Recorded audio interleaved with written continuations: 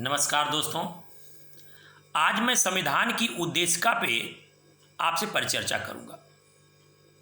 संविधान की उद्देशिका के संदर्भ में जो भारतीय संविधान में व्यवस्था है, संविधान की उद्देशिका का जो वजूद संविधान में है, उसकी बात आज हम आपसे करेंगे। ध्यान देने वाली बात यह है कि संविधान की उद्देशिका, जिसे हम प्रस्तावना भी कहते हैं, अंग्रेजी में उसे प्रीएम्बल के रूप में जाना जाता है, इसको भारतीय संविधान के सबसे प्रारंभिक पन्ने पर उल्लेखित किया गया है। लेकिन इस उद्देशिका को लिखने के लिए भारतीय संविधान के किसी भी अनुच्छेद या अनुसूची या भाग का संदर्भ नहीं लिया गया है। अर्थात उद्देशिका भारतीय संविधान के किसी भी अनुच्छेद में नहीं लिखी गई है और ना ही किसी अनुसूची में इसका वर्णन है और ना ही संविधान के किसी भाग में। तो सबसे बड़ा प्रश्न तो यही है, क्या उद्देशिका संविधान का अंग है? क्योंकि हम तो यही पढ़े हैं कि संविधान में 395 अनुच्छेद हैं, वर्तमान में 12 अनुसूचियां हैं, मूल संविधान में 8 अनुसूचियां थी और 22 भाग हैं। तो जब न अनुसूचियों में इसका उल्लेख है, न अनुच्छेद में, न भाग में, तो यह प्रश्न उठना लाजमी है कि यह संविधान का अंग है कि नहीं। और यह प्रश्न संविधान के बनने के बाद से ही उठ रहा था कि उद्देशिका संविधान का अंग है कि नहीं। और यह एक मामले के रूप में सुप्रीम कोर्ट तक गया। इनरी वेरुबारी यूनियन का मामला, जो 1960 में माननीय सर्वोच्च न्यायालय द्वारा निपटाया गया या सुना गया, इस मामले में सुप्रीम कोर्ट ने स्पष्ट किया उद्देशिका संविधान का अंग नहीं है। अब ये प्रश्न था कि जब उद्देशिका संविधान का अंग है ही नहीं, तो फिर इसका संवैधानिक व्यवस्था में क्या महत्व है? समय समय पे सुप्रीम कोर्ट ने यह माना कि भारतीय संविधान में कहीं पर अस्पष्टता हो तो उद्देशिका के माध्यम से उस अस्पष्टता को दूर किया जा सकता है। भारतीय संविधान को जानने की कुंजी तक कहा गया इसे। लेकिन प्रश्न है कि इसका तो उल्लेख किसी अनुच्छेद में है ही नहीं। और बेरूबारी यूनियन के मामले में सुप्रीम कोर्ट ने कहा कि यह संविधान का अंग है ही नहीं। यह व्यवस्था 1973 के पहले तक थी, जब उद्देशिका को संविधान का अंग नहीं माना जाता था।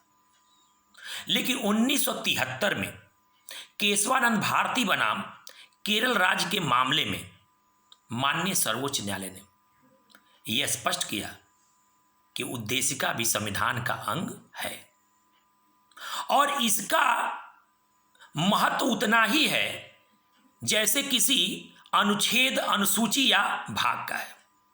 वो अलग बात है कि ये किसी अनुच्छेद, अनुसूची या भाग में उल्लेखित नहीं है। आप जानते होंगे, किसी भी कानून को बनाने के पूर्व उसको बनाने के उद्देश्यों का वर्णन उस कानून में जरूर किया जाता है। उसी को ध्यान में रखते हुए भारतीय संविधान को बनाने के पीछे का मकसद क्या था, इसे हमारे संविधान की उद्देशिका में बताया गया है। उस उद्देशिका में जो बातें उल्लेखित हैं, वो भारत को एक प्रभुता संपन्न, समाजवादी, लोकतंत्रात्मक गणराज्य बनाने की बात करती है। अब उद्देशिका संविधान का अंग है, ऐसा केशवानंद भारती के मामले में स्पष्ट हो गया। केशवानंद भारती के मामले में सुप्रीम कोर्ट ने यहां तक कहा कि जैसे आमतौर पर संविधान में संशोधन हो सकता है, उसी तरह से उद्देशिका में भी जरूरत पड़ने पर संशोधन किया जा सकता है। लेकिन इस मामले में सुप्रीम कोर्ट ने यह भी तय किया कि कुछ भी हो जाए, संविधान के मौलिक ढांचे को संविधान संशोधन द्वारा बदला या परिवर्तित नहीं किया जा सकता।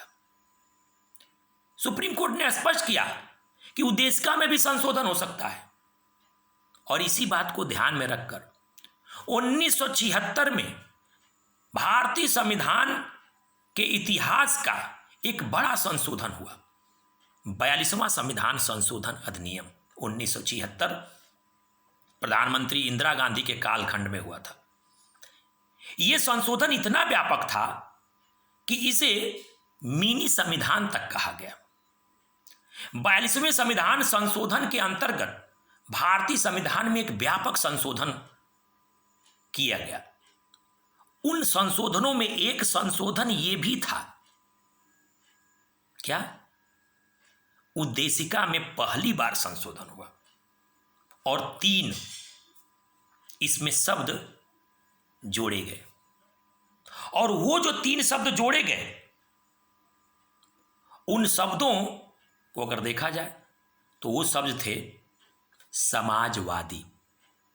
जो 3 शब्द जोड़े गए हैं उसमें पहला शब्द है समाजवादी, दूसरा शब्द है पंथ निरपेक्ष, तीसरा शब्द है अखंडता।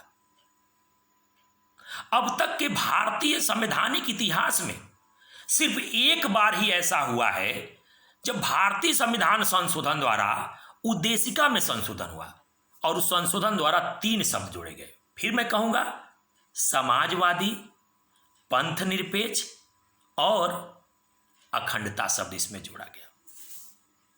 यह प्रश्न काफी चर्चित है कि भारतीय संविधान के उद्देशिका में कितनी बार संशोधन हुआ?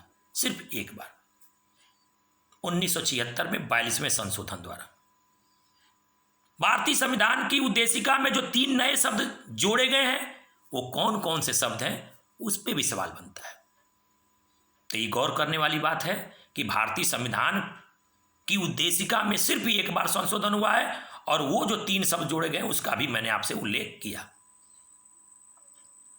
ये जो 3 शब्द इसमें जोड़े गए, इसके जोड़ने के बाद जो संविधान का स्वरूप मिला उसमें भारत को एक पंथ निरपेक्ष राष्ट्र घोषित किया गया। आप जानते हैं पंथ निरपेक्ष राष्ट्र से तात्पर्य एक ऐसे मुल्क या देश से है जिसका अपना कोई एक मजहब या धर्म नहीं होता, बल्कि उसके लिए सभी धर्म, सभी पंथ एक समान होते हैं।